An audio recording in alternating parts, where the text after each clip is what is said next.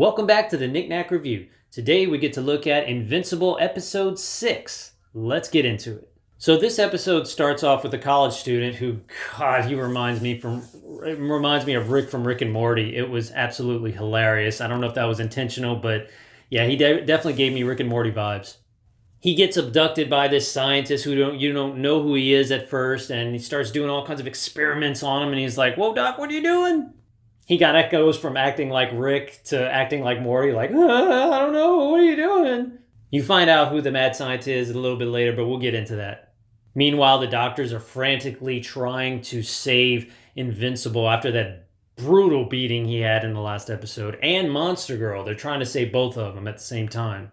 Monster Girl keeps shape-shifting and just like uncontrollably, and she's obviously not aware of it, but they're not sure what to do, and like the Invincible has a hole in him and everything, and it's just like it's very frantic in the beginning, for the beginning of an episode. Eventually Mark makes a full recovery and he manages to make it back to Amber and is like, I'm sorry, and I've been away, and he's got a few bruises, so it looks really good, but he just, you kind of feel for him, because again, like I think of Spider-Man, I think of Peter Parker when I see him going through these relationship problems and just these, hey, balance your heroes, balance your normal life.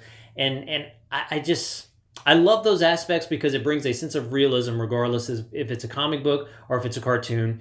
It brings that sense of realism that we can all understand, we can all relate with. That's one thing I appreciate about this show. So Mark's friend William invites him to go off to a college that he's going to visit a friend.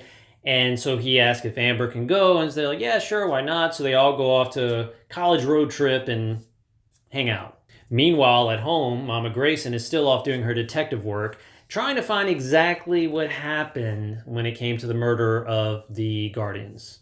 Once on the college campus, they start walking around, and this is where you're actually introduced to D.A. Sinclair. Now, this guy actually gives me some weird Dr. Doom, or rather Victor Von Doom vibes. But not in a good way, because I actually like Victor Von Doom, and this Sinclair guy is like a little conniving, sleazy, and just like almost a snake. Now this is all happening while Adam Eve she heads off to her own place. She is tired of living under her parents' roof. She wants her own life. She wants to help. She's not interested in college. Even Mark at one point is like, hey, why don't you come to college? And she's like, no, I feel like I can be more help with the world by using my powers for good, by doing these things. And she literally just goes off and builds her own treehouse, and it's kind of a nice scene because you see her like kind of taking control of her own life and just really branching out, no pun intended, with the whole treehouse thing. But it's a nice scene to see, like, okay, like I'm going to make a difference. I am taking matters into my own hands, and I'm going to make that difference. Now, while their visit to the campus, the ground beneath them just breaks open, and this big robot, half human hybrid guy just comes out of nowhere and just starts, I wouldn't say terrorizing or attacking people, but he definitely freaks them out, and they start screaming and running, and he's like, and just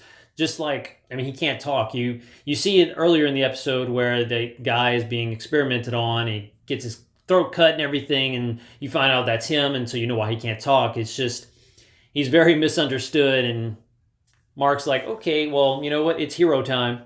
So like most heroes, he wanders off, and everybody's like, whoa, where did Mark go? And here comes Invincible. Da, da, da, da.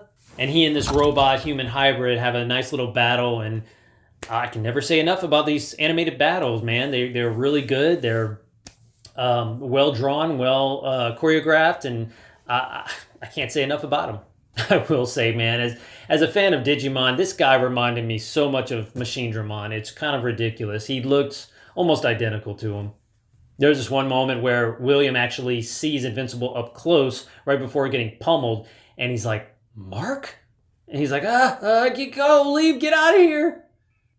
There he goes with that Morty, acting like Morty again. This guy, during the battle, after battling a little bit, he sees his own reflection in the water, and he's like, oh my gosh, what have I become? And he can't talk, so he can't really express, but you could see it in his face, and then he just jumps really high and then just bam, impales himself into the statue and kills himself instantly. And it's like, wow, he realized what he became. So he was really kind of in control of his actions, but at the same time, I kind of felt like he wasn't like being controlled to go destroy things, he literally just broke out of the ground and just started scaring people. And that's when him and Invincible fought. But like, he realized what he became and just ended it. And it was like, whoa, didn't see that coming.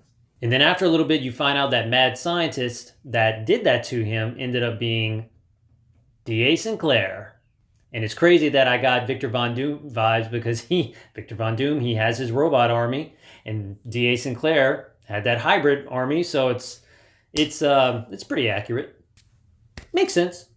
Meanwhile, Mama Grayson has finally gotten to the bottom of the murderer. She goes to the tailor that is known for making all the uniforms for all the heroes, and he finds out the truth, and he sees the blood of all the Guardians, plus Omni-Man's blood as well on his uniform.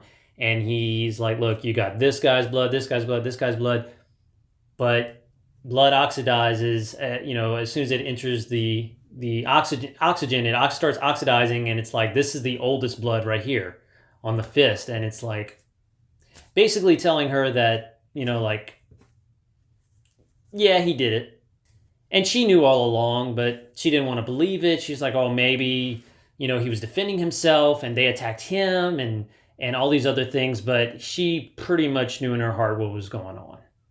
And it seems as if Robot is making progress on this whole cloning thing, as you see in this tank when he's talking to the Mauler twins, you got this like eyeball, brains, and all the organs forming. And it's like, who is that? Like, is he trying to create I think he's trying to bring the Guardians back, but at the same time, could he possibly be making an amalgamation of all the Guardians? I don't know. I'm really, really anxious to see what he's doing in here. And again, I've never read any of these comic books, so it's all new for me. I'm not familiar with any of this. So yeah, please don't spoil it for me. And then later, William ends up getting captured by D.A. Sinclair, and Invincible tries to rescue him only to find Sinclair's lair full of these robot human hybrids, and they just start attacking Invincible, and they really give him a run for his money. And I kind of like that because, man, Invincible, he may have that name, but he's not this all-powerful being who can just, oh yeah, look, I'm strong, I'm invincible, but, I can get my butt kicked still. And I kind of really like that about this character.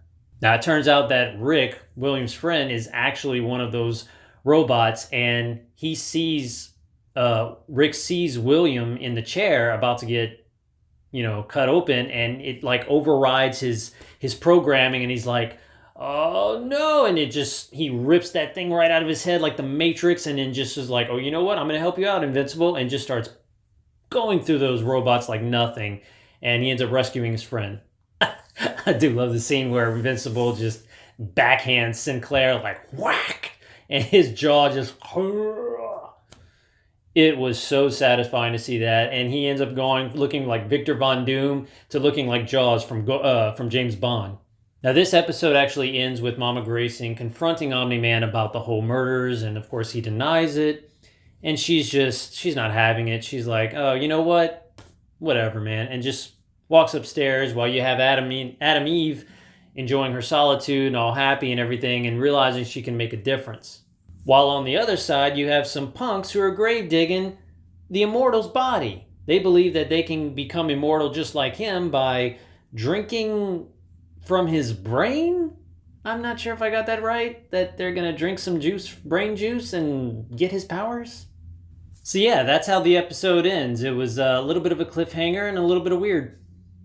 So this episode gave us a little bit more about the murderers, and Mama Grayson actually, finding out more and confirming her theories about what happened and unfortunately, her worst fears. Amber and Mark are kind of on the rocks, and it's kind of like I feel like I want him to just say, look, Amber, I am invincible. This is why our relationship kind of sucks, because it's kind of like with Peter Parker, just tell Mary Jane about that you're Spider-Man, just get it over with already.